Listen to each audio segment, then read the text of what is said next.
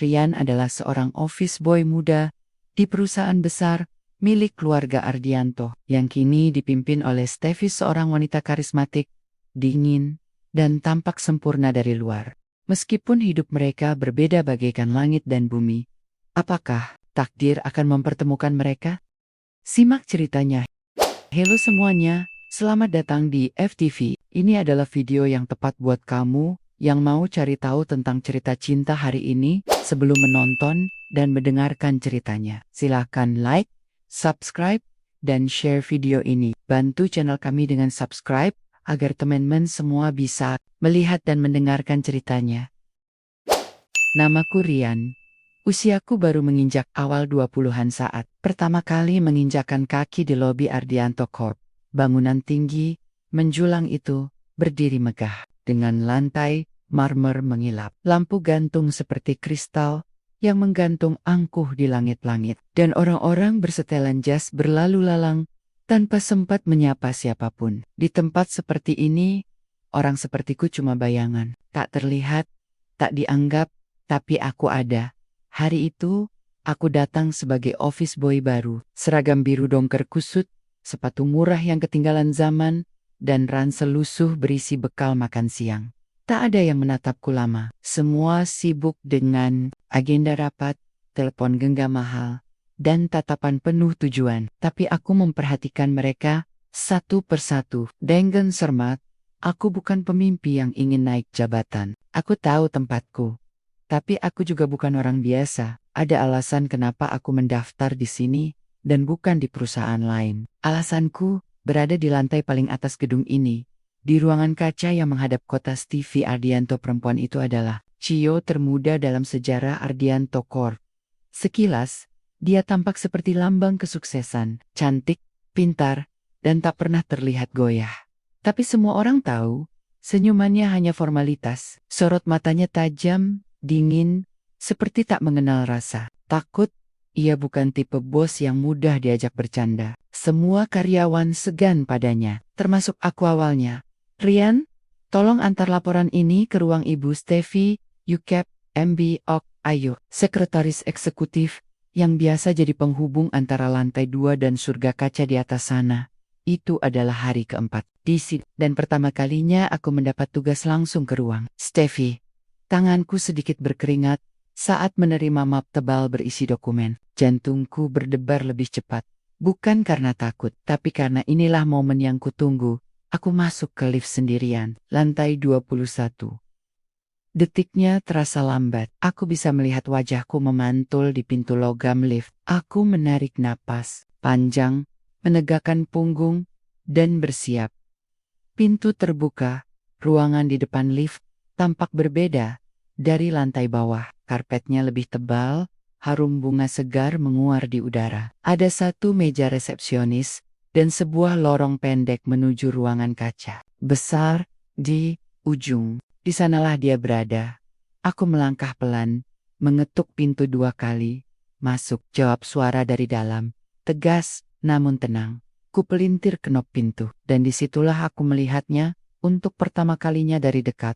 Steffi duduk di balik meja kerjanya, mengenakan blus putih bersih, rambut hitam dikunci rapi, dan jari-jarinya lincah menari di atas keyboard laptop. Matanya menatap layar, tapi saat aku berdiri kaku di ambang pintu, ia mengalihkan pandangan. Hanya sejenak, namun cukup untuk membuatku tercekat. Laporan dari divisi pemasaran. Bu, ujarku, berusaha terdengar tenang. Ia mengulurkan tangan tanpa berkata apa-apa. Kuletakkan map itu di atas mejanya, lalu segera mundur. Tapi sebelum sempat menutup pintu, ku dengar suaranya lagi. Tolong tutup pintunya pelan. Jangan dibanting seperti kemarin. Langkahku terhenti. Ia masih menatap layar, seperti tak peduli pada siapa yang ada di ruangan. Tapi, aku tahu, ia memperhatikan, dan aku juga tahu, aku berhasil menarik perhatiannya. Bahkan jika hanya karena pintu, hari-hari berikutnya berjalan lambat. Aku kembali menjalankan tugas-tugas biasa. Membuatkan kopi, mengantarkan dokumen, membersihkan pantry, dan terkadang membantu bagian gudang. Tapi mataku tak pernah lepas dari arah lantai atas. Setiap kali lift berbunyi, aku diam-diam menengok. Setiap kali Steffi lewat di lorong, semua orang menunduk, kecuali aku. Karena di balik semua itu, aku mengamati. Aku tahu di mana letak ruang arsip lama. Aku tahu kebiasaan pegawai yang pulang terlambat. Aku tahu siapa yang sering membuang dokumen tanpa dihancurkan dulu. Sedikit demi sedikit, aku mengumpulkan potongan masa lalu yang tercerai tentang Ardianto Corp, tentang keluarganya, tentang kejatuhan ayahku bertahun-tahun lalu, dan di balik semua kemewahan itu, aku menemukan sesuatu yang menarik dan tak kuduga. Steffi suka kopi pahit. Tanpa gula, ia minum kopi 2 kali sehari, dan hanya dari satu merek lokal yang tidak banyak dikenal orang. Ia tak suka bunga, air bensi, debah, tapi ia juga suka berdiri lama di depan jendela, memandangi kota saat malam turun, seolah ada yang ia tunggu atau ia sesali. Hari itu, sesuatu terjadi. Aku tengah membersihkan meja pantry, ketika pintu ruang Steffi terbuka tiba-tiba. Ia keluar dengan ekspresi kesal, langkah cepat, lalu bro, ia menobraku cangkir kosong di tanganku terlempar. Isinya tidak ada, tapi tetap saja membuat bunyi berisik. Beberapa karyawan menoleh. Aku buru-buru membungkuk. Maaf bu, saya LIH at ... Tidak apa-apa, katanya cepat. Suaranya sedikit tergesa, tapi ada getaran di sana, bukan marah. Lebih seperti bingung. Mataku sempat bertemu dengan matanya. Dan saat itu, aku melihat sesuatu yang berbeda. Ia bukan hanya seorang bos dingin yang mengejar target bisnis. Ia juga seorang perempuan, manusia, dengan luka, dengan rahasia, dan aku mulai bertanya pada diriku sendiri. Apa ini masih tentang dendam? Atau mulai berubah menjadi sesuatu yang jauh lebih rumit? Pagi datang lagi. Suara mesin kopi menyala lebih dulu dari alarmku. Sejak seminggu terakhir, aku memulai pagi lebih awal dari biasa, bukan karena ingin terlihat rajin, tapi karena aku ingin lebih dulu ada di pantry sebelum orang lain datang. Tujuannya sederhana, menyiapkan kopi pahit, tanpa gula, dari merek lokal langka, yang bahkan tak dijual di minimarket sekitar sini. Untuk seseorang yang tak pernah aku bayangkan akan menjadi alasanku bangun pagi. Steffi? Ya, entah bagaimana semuanya bergerak. Awalnya, aku hanya ingin mencari celah, mendekati target, menemukan titik lemah di balik nama besar keluarga Ardianto. Tapi yang kutemukan bukan kelemahan bisnis atau aib perusahaan. Yang kutemukan adalah manusia, rapuh, tenang, dan penuh teka-teki. Aku tidak tahu kapan perasaan ini mulai muncul, tapi aku tahu saat tanganku menuangkan air panas ke dalam cangkir itu, aku tak lagi memikirkan rencana dendamku. Aku hanya membayangkan wajahnya ketika menyeruput kopi itu di pagi hari. Diam-diam tersenyum, meski tak pernah menunjukkan apapun pada dunia. Tiba-tiba, suara langkah sepatu hak tinggi terdengar mendekat. Panik, aku buru-buru menyelesaikan sajian kopi dan melangkah keluar. Saat itu juga, pintu lift terbuka. Steffi muncul dari baliknya. Rambutnya dikuncir kuda seperti biasa. Pakaian putih abu yang membuatnya tampak bagaikan patung marmer hidup. Berhenti sejenak saat melihatku keluar dari pantry. Pagi bu, sapaku cepat. Menunduk sedikit. Ia mengangguk singkat. Pagi, langkahnya melintasi lorong. Sepatu haknya berdetak pelan di atas lantai kayu. Tapi sebelum menghilang ke ruangannya, ia sempat melirik ke arah pantry dan mengernyit tipis. Entah ia sadar kopi itu dariku atau tidak. Yang jelas, sejak hari itu, ia tak pernah lagi menyuruh siapapun membuatkan kopi untuknya. Tapi cangkirnya selalu kosong saat aku datang. Dan selalu habis ketika aku tinggalkan. Hubungan kami aneh. Kami tidak pernah bicara lebih dari 5 kalimat dalam satu waktu. Tapi entah bagaimana, aku tahu dia mulai memperhatikan. Ia tak lagi hanya bicara padaku soal tugas kantor. Ia mulai bertanya hal-hal kecil yang tak penting. Kamu tinggal di mana? Tanyanya suatu siang, saat aku mengantarkan dokumen. Wajahnya tetap datar. Seolah itu hanya pertanyaan iseng, di daerah belakang stasiun. Bu, jawabku hati-hati. Ia mengganggak, tapi tak menambahkan apa-apa. Meski begitu, seminggu kemudian, aku menemukan sepasang sepatu kerja baru dalam lokerku. Tak ada nama, tak ada pesan, tapi ukurannya pas. Modelnya mirip dengan sepatu para staf muda, bukan op. Dan aku tahu, Hanya satu orang yang mungkin bisa melakukan itu tanpa terlihat melanggar etika. Sejak saat itu, aku mulai memerhatikannya lebih tajam. Setiap ekspresi, setiap gerakan tangan, setiap helaan napas yang ia tahan ketika berbicara dengan para petinggi, ia bukan perempuan yang nyaman di tempatnya. Ia terjebak.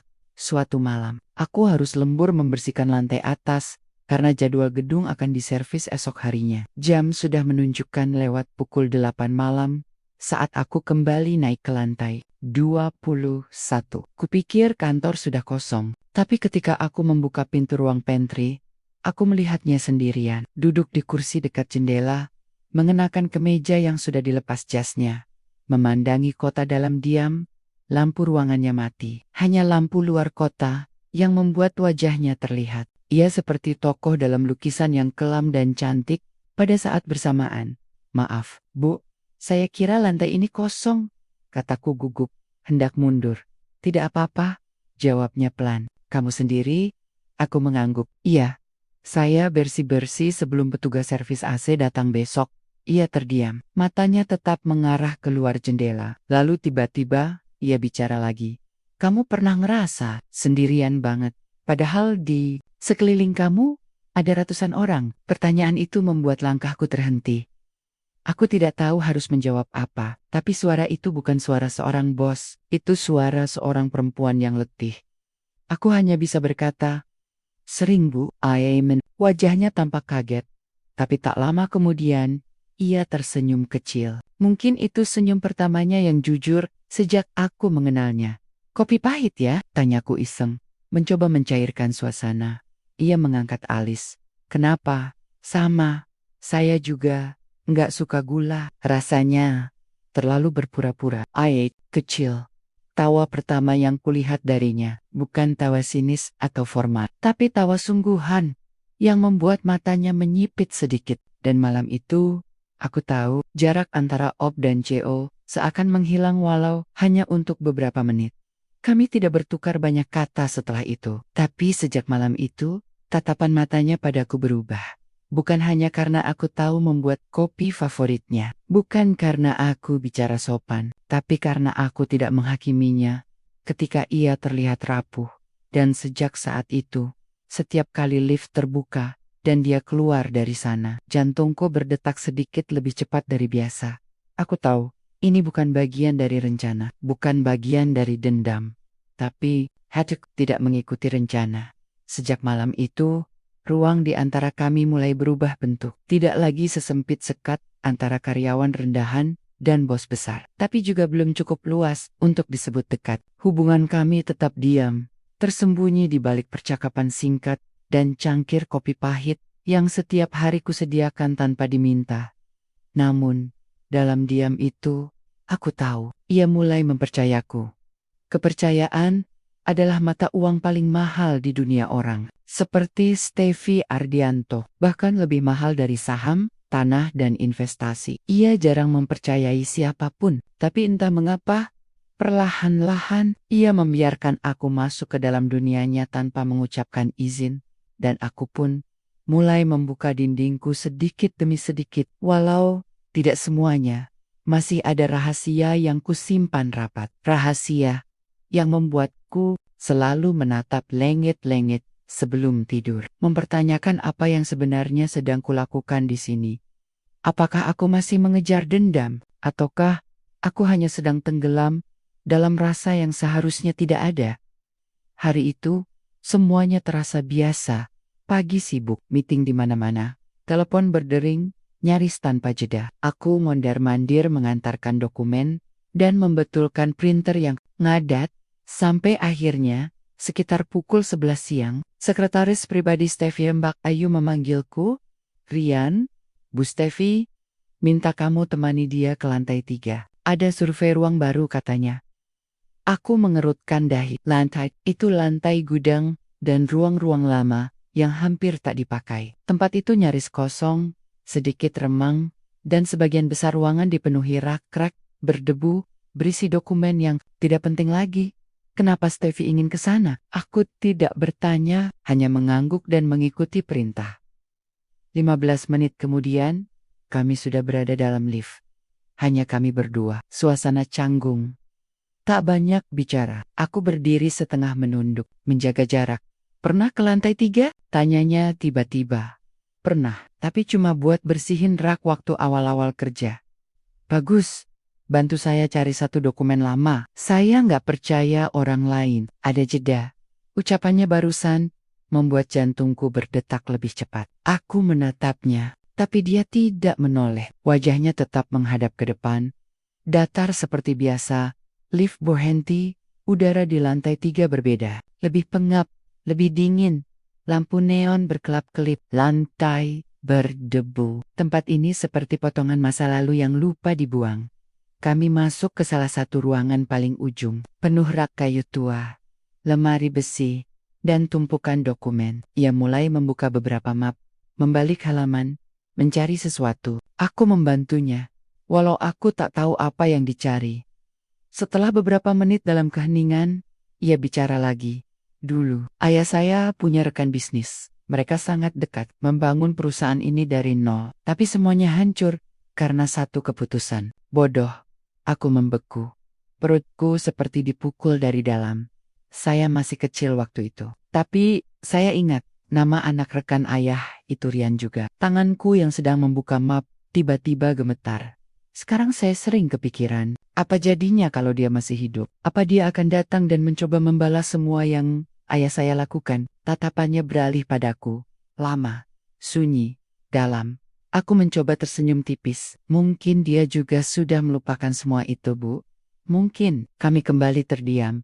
Tapi aku tahu, ia sedang mengujiku. Ia mencurigai sesuatu, tapi belum yakin. Dan aku tidak siap jika semua rahasia ini terbuka sekarang, tidak di tengah perasaan yang mulai rumit dan kabur arahnya. Sore itu, ketika kami kembali ke lantai atas, aku tak lagi merasa tenang, segalanya mulai bertabrakan dalam pikiranku.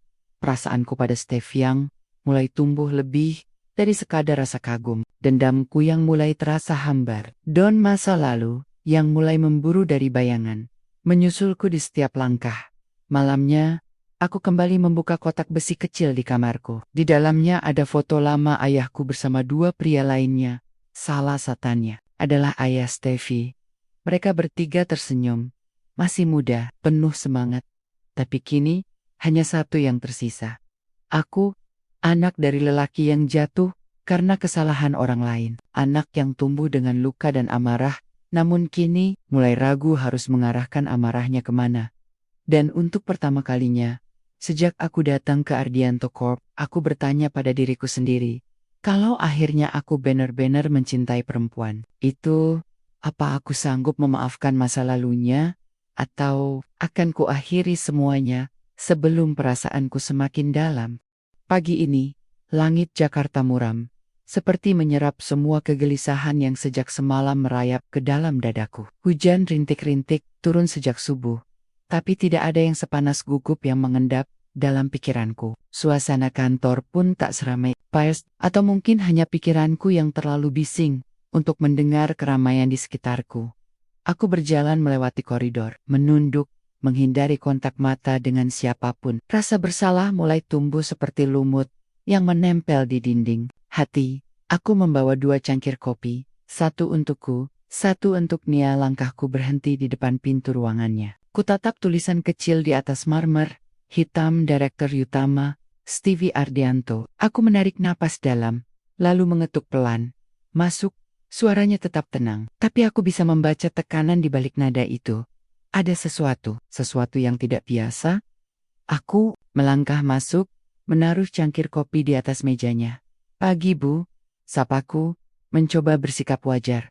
Pagi, ia menatapku sekilas. Lalu kembali menekuni layar laptopnya.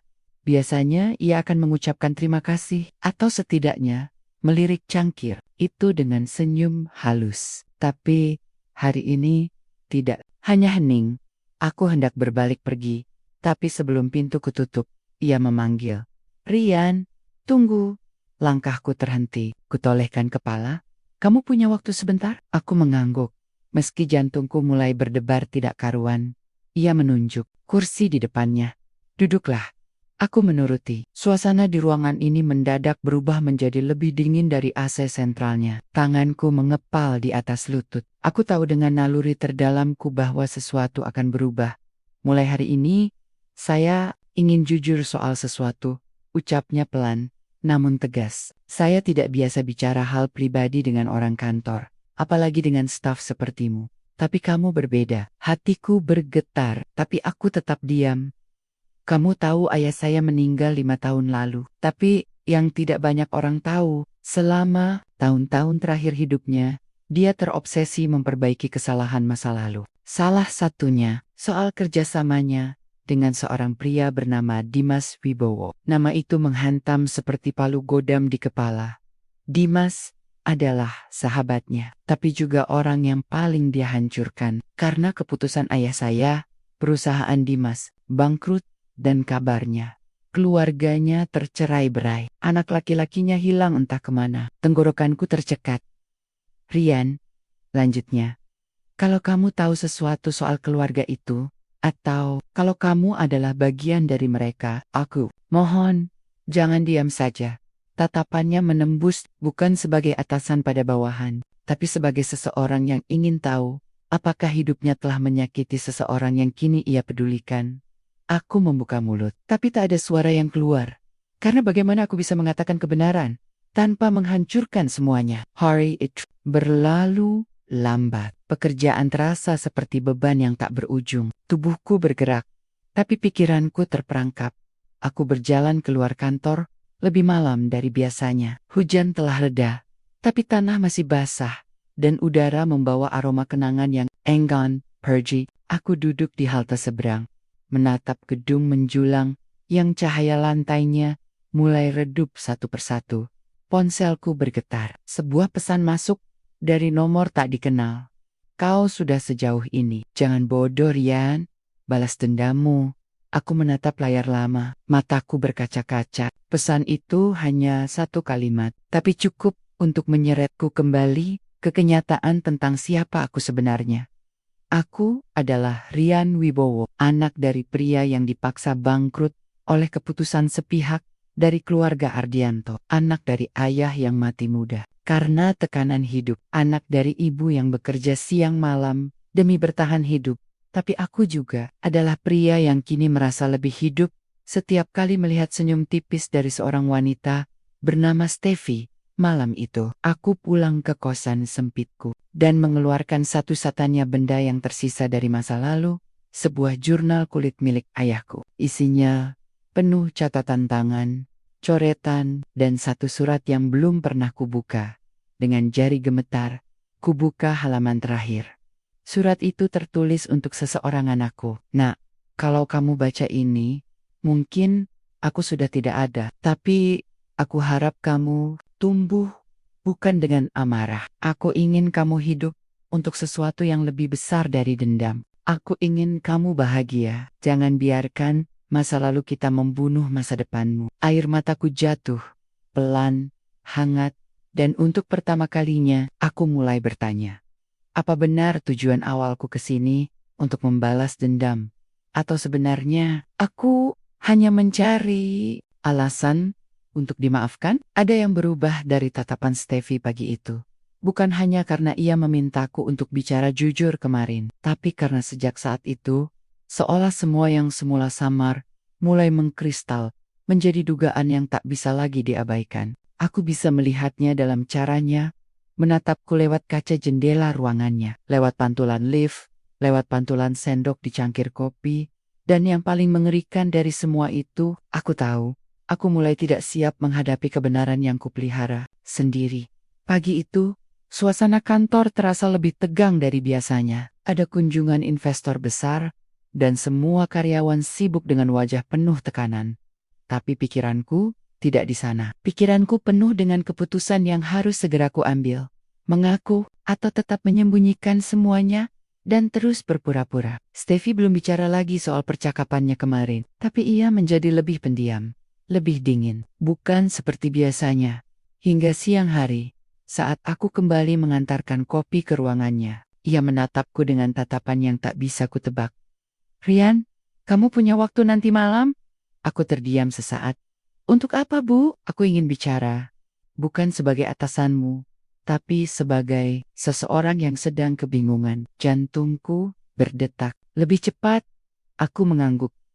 Baik, kami bertemu di sebuah kafe kecil dekat kantor, tempat yang tak biasa untuk seorang Steffi Ardianto. Tempat yang sederhana, jauh dari kemewahan, dengan lampu temaram dan aroma kayu manis di udara. Aku datang lebih dulu, menunggu, dan ketika ia tiba, aku tak bisa menahan senyum kecil karena meski mengenakan jaket kasual dan celana jeans sederhana, auranya tetap memikat. Tapi di balik semua itu, ada ekspresi lelah di wajahnya. Kami duduk berhadapan, tak langsung bicara, hanya saling menatap. Aku tahu ini bukan sekadar percakapan biasa. Rian, katanya pelan, aku ingin tahu, siapa kamu sebenarnya? Aku nafasku berat. Ia menatapku dengan mata yang mencari-cari jawaban. Aku sudah menyelidiki sedikit. Aku tahu, ayahmu dulu adalah Dimas Wibowo, mantan mitra ayahku. Kamu tidak pernah menyebut nama belakangmu di lamaran kerja. Bahkan tidak mencantumkan. Tubuhku menegang. Aku tak bisa lagi bersembunyi. Kenapa kamu ada di sini? Apa kamu sengaja datang untuk menghancurkan Ardianto Corp? Pertanyaan itu menamparku, tapi juga membebaskanku. Aku menarik napas panjang, dan akhirnya bicara. Awalnya, iya, jawabku. Lirih. Aku datang dengan niat balas dendam. Aku pikir, kalau aku bisa masuk ke perusahaan ini, aku bisa cari celah, cari bukti, cari cara untuk menghancurkan semuanya dari dalam. Steffi menahan napas, matanya membelalak. Tapi semua berubah. Lanjutku, menatap matanya. Setelah aku mengenalmu, setelah aku lihat siapa kamu sebenarnya. Kamu bukan ayahmu. Kamu orang yang menghancurkan hidup keluargaku. Misi Dayam, terkejut. Luka, aku mulai ragu. Aku mulai merasa bersalah. Lalu aku jatuh cinta. Kalimat terakhir itu seperti menghantam ruang di antara kami. Sunyi, hampa, panas. Steffi menggigit bibir bawahnya. Kamu mencintaiku, tapi kamu juga menyimpan semua kebohongan ini. Aku mengangguk. Aku takut kehilanganmu kalau kamu tahu siapa aku. Ia tertawa, kecil pahit. Dan kamu pikir aku tidak merasa dikhianati sekarang? Aku menatapnya. Aku lebih memilih dihancurkan oleh kejujuran daripada terus hidup dalam kepalsuan. Steffi, namanya meluncur dari mulutku begitu saja. Dan untuk pertama kalinya, aku menyebutnya tanpa imbel-imbel jabatan. Ia menunduk, lama. Tangannya menggenggam gelas kopi yang belum ia minum. Wajahnya menyembunyikan badai. Rian, katanya dengan suara pelan, namun getir. Aku juga mencintaimu. Aku menahan napas. Tapi sekarang, aku tidak tahu apakah cinta cukup untuk menghapus luka yang kamu bawa ke hidupku. Hatiku runtuh perlahan. Tapi aku tidak menyela. Aku tahu ia butuh waktu. Ia berdiri, membawa tasnya, lalu menatapku sekali lagi. Kita butuh jeda. Aku butuh waktu untuk memikirkan semua ini. Jangan hubungi aku dulu. Dan seperti itu, ia pergi, meninggalkanku sendiri di kafe yang kini terasa terlalu sunyi. Malam itu, aku pulang dengan dada hampa. Kusandarkan tubuh di dinding kamarku, menatap lenggit-lenggit kusam dengan mata yang tak bisa terpejam. Dalam hidupku, aku sudah kehilangan banyak hal, tapi baru kali ini aku merasa kehilangan yang sesungguhnya. Karena kehilangan kepercayaan dari seseorang yang kau cintai, rasanya lebih menyakitkan dari semua kegagalan yang pernah kualami. Dan aku tahu, konflik terbesar dalam hidupku bukan antara aku dan perusahaan ini, bukan juga antara aku dan masa lalu, tapi antara hatiku dan niatku sendiri. Dunia terasa seperti diam, tapi hanya di luar. Di dalam diriku, segalanya berputar cepat, kenangan, penyesalan, dan harapan yang nyaris padam. Sudah 3 hari sejak pertemuan itu di kafe. 3 hari tanpa kabar dari Steffi. 3 hari tanpa senyum, tanpa tatapan, tanpa suara yang dulu selalu menenangkan kegelisahanku. Aku datang ke kantor seperti biasa, menjalankan tugas, menyapa orang-orang, tapi semuanya terasa hambar, seperti hidup yang kehilangan rasa. Yang lebih menyakitkan, aku tahu dia di lantai atas sana, hanya beberapa langkah naik lift, tapi terasa sejauh langit dan bumi. Lo kenapa sih, Yan? Tanya Ega, temanku, sesama op, saat kami duduk sebentar di ruang istirahat. Biasanya lo cerewet kalau sore gini. Aku hanya menggeleng. Enggak apa-apa, enggak, tapi muka lo kayak orang ditinggal. Pacar, aku tertawa pahit. Mungkin lebih dari itu. Ega mengangkat alis. Lo naksir sama orang atas, ya? Aku terdiam. Dia menatapku lekat. Ya ampun, jangan bilang lo suka sama Bu Stevi. Aku terkejut. Kok lo, gue bisa lihat cara lo lihat dia, Yan. Itu bukan tatapan orang biasa. Tapi gue pikir, lo cuma ngagumi doang. Ternyata serius ya. Aku mengangguk pelan. Tapi sekarang, semuanya kacau. Ega diam sejenak, lalu menepuk bahuku. Lo tahu, nggak ada yang benar-benar bisa menebak kemana cinta akan pergi. Kadang cinta datang ke tempat yang paling nggak masuk akal. Tapi kalau lo yakin sama perasaan lo, ya perjuangan, mau latar belakang lo kayak apapun, aku menatapnya lama. Entah kenapa, kata-kata Ega membuatku ingin bangkit. Untuk sekali ini, bukan demi balas dendam, bukan demi membuktikan apa-apa, tapi demi perasaan yang sebenarnya, demi dia. Sore itu, aku memberanikan diri ke lantai paling atas. Bukan untuk menghadap, tapi untuk menitipkan satu benda ke resepsionis pribadinya. Sebuah kotak kecil. Di dalamnya, jurnal ayah lengkap dengan surat yang dulu kutemukan. Dan satu catatan dariku, dengan tulisan tangan, aku tahu, aku tak pantas dimaafkan. Tapi, jika kau masih ingin tahu siapa aku sebenarnya, ini jawabannya. Dan jika setelah membaca ini, kamu tetap membenciku, aku akan pergi. Tapi jika masih ada sedikit ruang di hatimu, aku akan tetap menunggu. Rian, aku tak berharap banyak, tapi aku tahu, aku harus jujur sepenuhnya kali ini. Hari berikutnya, suasana kantor mendadak berubah. Beberapa orang membicarakan sesuatu. Desas-desus. Aku tak tahu pasti, sampai aku mendapat panggilan. Dari Stevi, jantungku seakan ingin keluar dari dadaku. Aku naik ke lantai atas, mengetuk pintu ruangannya dengan tangan gemetar. Masuk, suara itu masih sama, tapi entah kenapa terasa berbeda. Aku masuk dan melihatnya berdiri di balik mejanya, memegang jurnal itu. Ia menatapku. Sudah jujur, Rian, aku mengangguk pelan. Jurnal ini, ia mengusap halamannya, membuatku melihat sisi lain dari semua ini, dan dari kamu. Ia menghela napas panjang. Aku sangat. Tapi bukan karena kamu menyamar atau menyembunyikan. Aku marah karena kamu menanggung semua ini sendirian. Aku menatapnya, hampir tak percaya. Aku butuh waktu. Lanjutnya, aku masih bingung, Rian.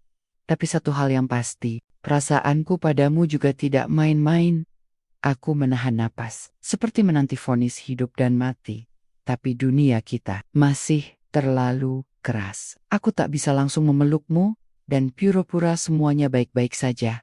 Akan ada pertentangan, akan ada keluarga, media, dan reputasi. Aku mengangguk. Aku paham. Ia berjalan mendekat, berdiri hanya sejengkal dariku. Tapi kalau kamu siap berjuang, aku juga tidak akan mundur. Dan saat ia berkata begitu, rasanya seperti dunia berhenti sejenak. Tapi kebahagiaan itu tak lama. Malam harinya, aku mendapat panggilan dari seseorang yang tak kuharapkan. Ibuku, tangisnya terdengar dari seberang. Rian, mereka tahu kamu kerja di sana. Mereka tahu kamu dekat dengan anaknya, Stefan Ardianto. Siapa, Bu? Orang-orang itu investor lama yang dulu jadi korban juga. Mereka pikir kamu kerja sama dengan Stevi. Mereka datang ke rumah, ancam kita. Darahku mendidih. Ternyata dendam tidak hanya milikku, tapi juga milik banyak orang. Dan sekarang, bukan hanya hatiku yang terancam, tapi keluargaku. Aku berdiri di depan jendela malam itu, menatap lampu-lampu kota yang berpendar dalam kabut tipis. Aku mencintainya, tapi jika bersamaku justru membuat hidupnya terancam, akankah aku rela melepasnya? Dendam dan cinta telah mempertemukan kami. Tapi mungkinkah keduanya juga yang akan memisahkan kami? Salamenya, kebisingan Jakarta malam itu seolah teredam oleh suara di kepalaku. Dentuman-dentuman kenangan, tangisan ibu, dan kata-kata Stevi bergema bergantian seperti dua dunia yang saling tarik-menarik dan memaksaku memilih sisi. Aku menatap ponsel yang masih menyala. Pesan dari Stevi belum kubalas. Kalau kamu butuh tempat aman, aku bisa bantu. Begitu bunyinya. Singkat, tapi penuh makna. Tapi yang kubutuhkan saat ini bukan tempat aman. Yang kubutuhkan adalah jawaban. Apakah cintaku padanya bisa menyelamatkan kami berdua? Atau justru menjadi awal dari kehancuran? Pagi harinya, aku memutuskan pulang ke rumah ibu di pinggiran kota. Rumah tua yang pernah jadi saksi luka keluarga kami. Sotaku tiba. Ibu langsung memelukku erat. Tangisnya masih tertahan. Tapi aku bisa merasakannya dari cengkeramannya di punggungku. Maaf bu, bisikku. Semua ini salahku. Ibu menggeleng. Bukan salahmu. Tapi, orang-orang terlalu lama memendam dendam. Kami duduk di ruang tamu yang sederhana. Meja kecil di antara kami masih menyimpan foto almarhum ayah. Wajah yang selalu kulihat setiap pagi sebelum berangkat kerja seolah mengingatkan tujuan hidupku. Ayahmu mungkin memang jatuh karena keputusan bisnis yang buruk, kata ibu pelan. Tapi aku tahu, dia tidak menyalahkan siapapun. Bahkan Stefan, aku menatap ibu dengan heran. Kau yakin bu? Ia mengangguk. Ayahmu kecewa, tapi lebih kecewa pada dirinya sendiri.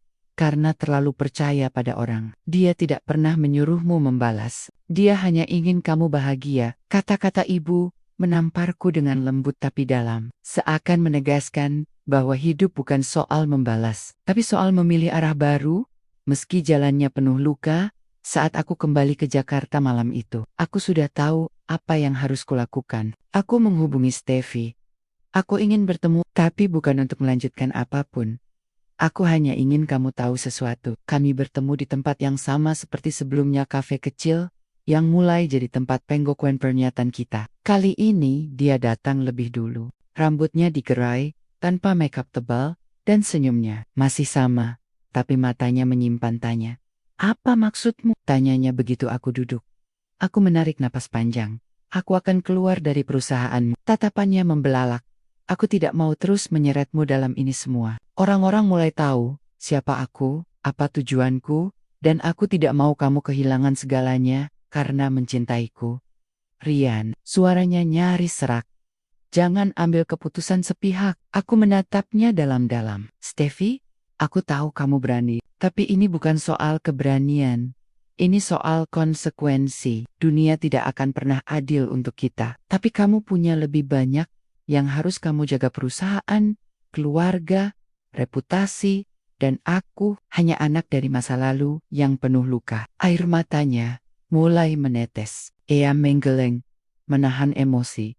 Kalau kamu pergi, semua yang kita perjuangkan selama ini, aku menggenggam tangannya. Aku tidak pergi karena menyerah, tapi karena aku mencintaimu. Ia menunduk, bahunya bergetar. Aku ingin kamu berdiri di tempat tertinggimu, tanpa harus memilih antara aku dan hidupmu. Ia menatapku dengan mata merah. Tapi, bagaimana dengan hidup kita? Bagaimana dengan kita, Rian? Aku tersenyum. Meski dadaku terasa runtuh, kita akan tetap ada. Tapi mungkin, untuk sekarang, tidak di tempat yang sama. Keputusan itu membuat hidupku kembali ke awal. Aku berhenti dari pekerjaanku, kembali tinggal bersama ibu, mencari kerja baru, dengan nama asliku, tanpa niat membalas, tanpa niat menyembunyikan. Sementara Steffi tetap di sana, di dunia yang keras, di antara rapat sorotan media dan tekanan keluarga. Tapi, dia tetap berdiri tegak, seolah kehilangan membuatnya makin kuat. Kami tidak berkomunikasi selama beberapa minggu. Sampai suatu sore, saat aku sedang membantu tetangga memperbaiki motor tua, sebuah mobil berhenti di depan rumahku. Dari keluar seseorang yang tak pernah kupikir akan datang lagi ke tempat sederhana ini. Steffi, dengan wajah lelah tapi mata yang mantap. Aku sudah memutuskan, katanya. Aku mendekat, menahan napas. Aku memilihmu, Rian. Keputusan itu bukan akhir dari segalanya. Malah, justru awal dari perjuangan yang lebih besar. Steffi harus berhadapan dengan keluarganya. Aku harus menghadapi dunia yang memandang sinis. Tapi, untuk pertama kalinya, kami memilih sesuatu bukan karena paksaan. Bukan karena masa lalu. Tapi karena cinta. Dan cinta itu meski lahir dari kebohongan dan dendam telah menemukan bentuk paling jujurnya di antara dua dunia. Kami memilih membangun dunia kami sendiri. Sore itu, Angin berembus lembut di teras rumah kecil kami. Matahari mulai turun, langit mengguratkan warna jingga yang menyusup di antara ranting pepohonan. Aku duduk di samping Steffi, tangannya menggenggam erat jemariku seolah tak ingin melepaskan. Tak peduli seberapa keras dunia mencoba memisahkan kami. Sudah 2 bulan sejak hari itu, 2 bulan sejak Steffi memutuskan untuk menolak perjodohan, meninggalkan tekanan keluarganya, dan turun dari singgasana dunia yang dulu menaunginya. Dan aku memilih untuk tak lagi bersembunyi di balik dendam. Aku memilih jadi Ryan yang utuh. Bukan bayangan masa lalu ayahku. Bukan hal mudah. Tentu saja, sejak keputusan itu, nama Steffi menjadi bahan perbincangan di mana-mana. Berita tentangnya tersebar di media, CO muda tolak perjodohan, pilih pria. Biasa, cinta atau karier. Keputusan mengejutkan Steffi Ardianto, banyak yang mendukung, tapi lebih banyak yang mencibir. Perusahaan bahkan sempat menggelar rapat darurat. Direksi mempertanyakan kelayakannya. Beberapa investor mengancam menarik dana, tapi Steffi berdiri di sana, menatap semua orang dengan mata yang tak gentar. Jika hidup saya harus saya tukarkan dengan standar kalian, maka saya tak akan pernah jadi manusia seutuhnya. Saya tidak minta kalian setuju. Saya hanya minta kalian menghormati pilihan saya, katanya dalam rapat itu. Dan aku menyaksikannya dari televisi dari Keyohan, dengan dada yang penuh sesak, oleh bangga, dan takut sekaligus meskitek lagi. Jadi aku tetap ingin hidup mandiri. Aku membuka bengkel kecil bersama Ega, memperbaiki motor dan mobil di gang belakang rumah ibu. Awalnya hanya iseng, tapi perlahan, kami mulai dikenal. Orang-orang bilang, bengkelnya jujur, enggak nipu pelanggan. Dan Steffi sering datang. Kadang duduk diam sambil membaca buku di kursi plastik yang sudah usang. Kadang ikut bantu, walau cuma menyodorkan obeng. Dulu kamu pegang laporan keuangan miliaran rupiah. Sekarang, kamu megang baut. Godaku suatu sore. Yang penting masih bisa megang kamu. Jawabnya. Tertawa. Aku hanya bisa tertawa getir. Perempuan ini meninggalkan dunia emas demi lelaki penuh karat sepertiku. Malam itu, kami duduk berdua di atas kap mobil yang belum selesai dibetulkan. Langit penuh bintang. Untuk pertama kalinya dalam hidup, aku merasa langit benar-benar dekat. Apa kamu pernah menyesal? Tanyaku pelan. Steffi menoleh. Karena mencintaimu, aku mengangguk. Ia diam sejenak, lalu berkata, aku mungkin kehilangan banyak hal, tapi aku juga mendapatkan sesuatu yang tidak bisa dibeli. Kejujuran, ketulusan, dan rumah. Aku menatapnya. Rumah? Ia menepuk dadaku lembut. Di sini, hatiku, tanganku menggenggam tangannya lebih erat. Tapi kamu tahu, Steph, dunia tidak akan berhenti menghakimi kita. Mungkin nanti, mungkin besok. Apa kamu siap? Ya, Tersen. Aku tidak memilih jalan ini karena aku ingin mudah. Aku memilih karena aku ingin benar. Sebulan kemudian, kami resmi menikah. Bukan di ballroom mewah, bukan di hotel bintang 5, hanya di pelataran rumah dengan bunga kertas, hasil karya anak-anak tetangga, dan makanan dari catering sederhana. Tapi senyum ibu adalah restu paling indah hari itu. Dan saat aku mengucapkan janji pernikahan, aku tak bisa menahan air mata. Aku datang ke hidupmu dengan niat membalas, tapi kamu mengubah semuanya. Kamu mengajarkanku bahwa cinta bukan soal membuktikan tapi menerima. Aku tidak janji akan sempurna, tapi aku akan terus belajar mencintaimu setiap hari, Steffi. Ia membalas dengan suara bergetar, dan aku tidak mencari kesempurnaan. Aku hanya ingin seseorang yang nyata, yang mau berjalan bersamaku, naik dan turun. Aku percaya, kamu, hari-hari berikutnya adalah hari-hari penuh perjuangan, tapi juga penuh tawa. Kami tidak punya banyak, tapi kami punya cukup. Punya warung kopi kecil di samping bengkel. Punya kebiasaan menulis surat kecil tiap pagi dan menaruhnya di meja makan. Punya rencana sederhana. Hidup pelan-pelan, tapi bahagia. Dan setiap malam, saat aku menatap wajahnya yang tertidur di sampingku, aku tahu dunia mungkin belum menerima kami. Tapi kami sudah menerima satu sama lain. Dan itu lebih dari cukup. Karena akhirnya, kami tidak lagi hidup di dunia mereka. Kami hidup di dunia kami sendiri.